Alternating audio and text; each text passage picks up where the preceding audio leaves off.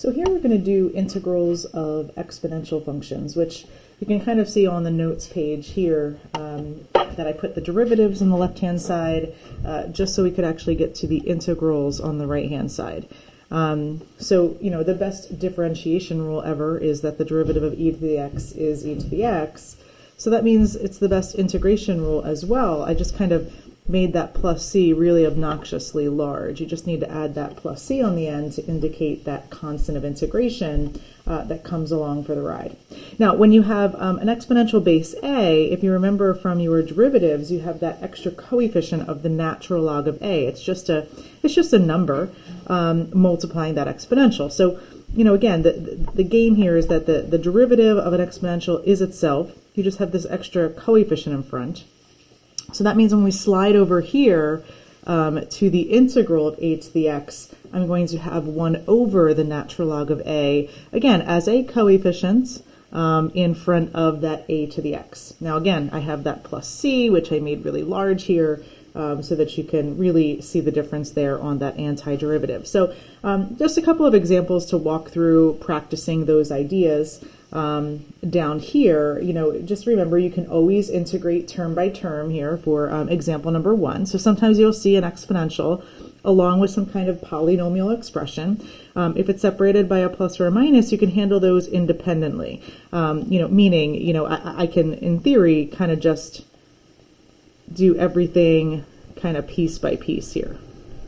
And you certainly don't need to write it this way, but that's the green light saying, like, look, I can think of things term by term. I can come up with my antiderivative, and again, the antiderivative of e to the x is e to the x. And then here you're just doing your regular old power rule. And there's my constant of integration. And this looks great as an answer. I'm going to box that up and say that looks wonderful. Just, of course, you know, you could, if you wanted to, you could write this as 3/2 x squared. I don't want anybody kind of being annoyed by that, or which one do I want? I don't care. Both are lovely. Okay, so when we start getting into other examples, you're going to need other strategies of coming up with an antiderivative. So for problem number 2 here, you see something in there other than, you know, e to the x. That's e to the 2x. And so I need to address this composite problem here, that you have something up there in that exponent other than x. So I'm going to need to address this, and so I'll kind of do so with another rule here. If you're integrating e to the u du, well then your antiderivative would be e to the u plus c. So we're kind of building in, again, that chain rule into our integration strategy, which is really fancy for saying I need u substitution. So I'm going to do that. I'm going to say let's actually let u equal that 2x. That is the thing sitting inside that exponential function. That is your composite function. So I'm going to take the derivative of both sides. I'm going to carry through this and solve for dx. I'm going to say du over 2 is the legal switch for dx. And then I'm going to come at this integral, and I'm going to reimagine it, right? Instead of e to the 2x, I'm definitely going to write, e to the u. And in place of that dx, remember, I need a legal switch for dx. That's your du over 2. So you've transformed this integral, and so I'm going to switch back to blue here. Where I really have, I'm going to take that 2 out from that denominator. I'm going to take that out as a 1/2 coefficient. And now I'm left with integrating e to the u du, which, of course, is going to be e to the u plus c.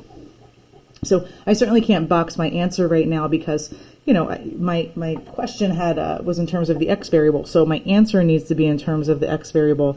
So I'm just going to switch this back and replace u with 2x. Okay, and if ever you're kind of wondering, like, I wonder if that's right, or I'm not really sure that's right, remember that you can always take the derivative of that final answer, and what you should get is e to the 2x. Okay, so don't forget about that strategy. Okay. Now, when I come up to question number 3, what I want you to be careful about here is not doing anything with a natural log. I know you see something in that denominator and you can say like, well, I'll let u be the entire denominator. That's not going to work here, and I'll show you as such. This is a common mistake that you say, oh, I'll just do natural log e to the x. The problem here is that I don't really have enough to work with here. If I let u be that whole denominator, I end up with a follow through there of dx of du over e to the x. This does not work. So I need to be careful. It wasn't a silly idea. It's just something that's not going to work. What I'm going to do instead is reimagine the integral that I was presented with, meaning I'm just going to bring that e to the x up, and if I do so, it's going to need a negative exponent. So just a little craftiness with rules of exponents kind of saves the day on a lot of these issues. Now, again, I'm still in that little issue here of I do have something other than x up there in that power, and that is the green light for, yes, I am going to do a u substitution, but I'm going to let u equal negative x, and my follow through then would be that du equals negative dx, so negative du equals dx. So I'm going to kind of transform this integral again into what I've got going on. I'm just going to change the color. Here's my u substitution. I still have that coefficient of 2.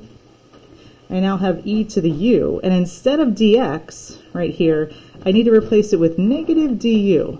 Negative du. So what I really have done is, okay, I can take the negative out with that coefficient of 2, and again, the integral of e to the u du is e to the u plus c. And then, of course, I'm going to switch back. And there is my final antiderivative.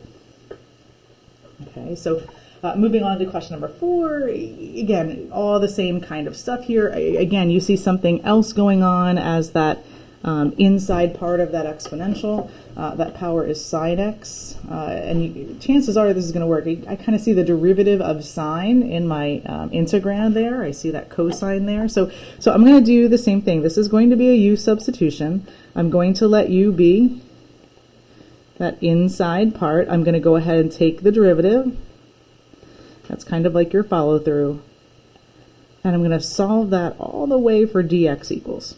Okay, so I'm going to transform this integral using my u substitution. Notice I'm not really messing with the cosine x. That's just kind of hanging out.